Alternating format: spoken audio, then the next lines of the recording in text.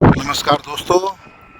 आज ये खेत की बीच में पार का एक टुकड़ा था जो कभी एक तालाब और हुआ करता था, उसको हटा दिया था। अब से इसको में उसका पार का एक हिस्सा अभी बचा था जिसमें अनावश्यक रूप से चूहे अपने बिल बना रहे थे। उसमें तमाम बड़ी तादाद में सर्प रहते हैं और वो चूहे भी बहुत दूर तक की फसल को नष्ट कर देते हैं जब वो उगती है तब।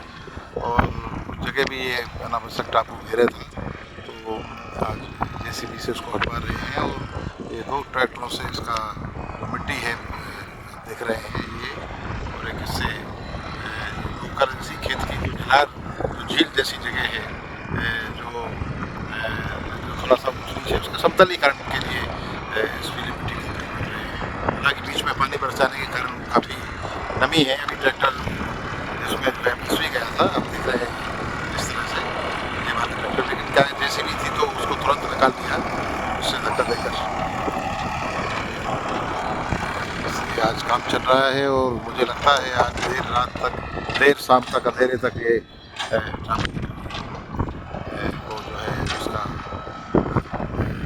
उसको साफ किया जाएगा, हटाया जाएगा। लेकिन फिर भी उसका एक हिस्सा छोड़ना पड़ेगा क्योंकि उसके ऊपर एक बिजली का खंभा है और उसके सुरक्षित रूप से जितनी मिट्टी निकाली जा सकती है इस टापू से, इस पार से उतनी निकाली जाएगी। बाकी बिजली के खंभे के आसपास की उसको कोई खतरा ना हो उतनी जो है मिट्टी नहीं निकालेंगे, उसको शेष छोड़ देंगे। इस तरह से ये काम चल रहा है। और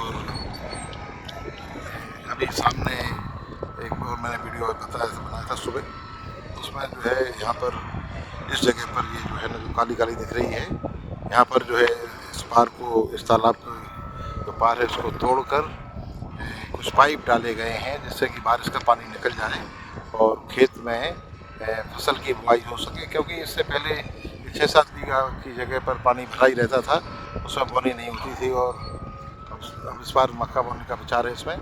और शेष ज़मीन में भी जब पानी भर जाता था तो दूर तक यहाँ भी होने के कारण फसल नहीं होती थी। ये हटा दिया गया है। हाँ, उसके नीचे जो केवल पानी भरा हुआ गड्ढा है उसमें उस खत्ती में पानी भरा है, उसको अगली साल हम गहरा कराएंगे, तब जाके कहीं पानी के लिए काम आएगी।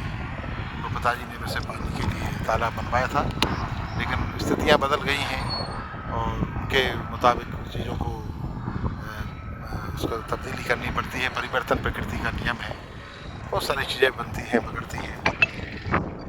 कभी हम जैसे कुएं खुदवाते थे, पुराने ज़माने के कुओं को जो है पार्टीशन कर दिया जाता है, उनको खुदवा देते हैं और उनको समतलीकरण कर देते हैं, भर देते हैं, जाल लगा देते हैं, क्योंकि उस समय उनकी ज़रूरत थी। अब तमाम जैसे ट्यूबवेल वगैरह, बोरवेल है, ये सब आने लगे हैं।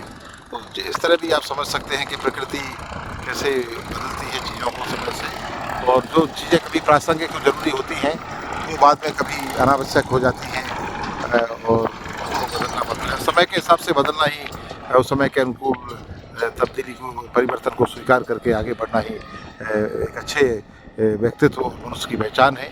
और हमको समय के मुताबिक चलना भी चाहिए। किसी भी चीज़ को लेकर हमें अंधानुकरण नहीं करना चाहिए। जैसे समय जो है उचित है और जैसे हमें निर्देशित करे, उसी तरह से आज मेरे मन में बहुत सारी बातें आ रही हैं। कभी मैं कक्षा 12 में मैं था तो उस समय ये हमने तो मुझे याद है सामने की पार तालाब बनवाने के लिए मुझे जो स्कॉलरशिप मिली थी, अच्छे मार्क्स आए थे 12वीं में, तो जितने पैसे मुझे मिले थे मैंने पूरे पिताजी को दे दिए और पिताजी ने ये सामने मजदूरों से जो पार डलवाई थी उसमें उसका उपयोग किया था। तो स्मृतियाँ जुड़ी हैं, इस चीज़ को रखा गया है इस वाले तालाब के पार को। भले ही उसमें पानी न भरे, पाइप डाल दिया हो, लेकिन उसको सुरक्षित रखा गया है और ऐसे ही दुनिया चलती है। तो किसान के बहुत सारे काम होते हैं, बहुत सारी चीज़ें आती हैं और बहुत सारे काम उसको फसल के अलावा भी बीच में जब खेत खाली होते हैं तो बहुत सारे काम करने पड़ते हैं, बहुत सारे परिवर्तन करने होते हैं, मेहनत करनी पड़ती है, ये सब चीज़ें चलती हैं। तो एक सब ये भी मैं इसको कई वीडियो में मैंने दिखाया है, ऐसे ही सब चलता है। आपको मैं तमाम तरह से अपने कृषि कार्यों से से और तमाम साहित्यिक और सांस्कृतिक गतिविधियों से अवगत कराता रहता हूँ। मुझे अच्छा लगता है कि मैं अपनी बातें, अपने जीवन के हिस्से को और उसके प्रकार को मैं आपके साथ साझा करूँ। बहुत बहुत धन्यवाद दोस्तों। नमस्कार।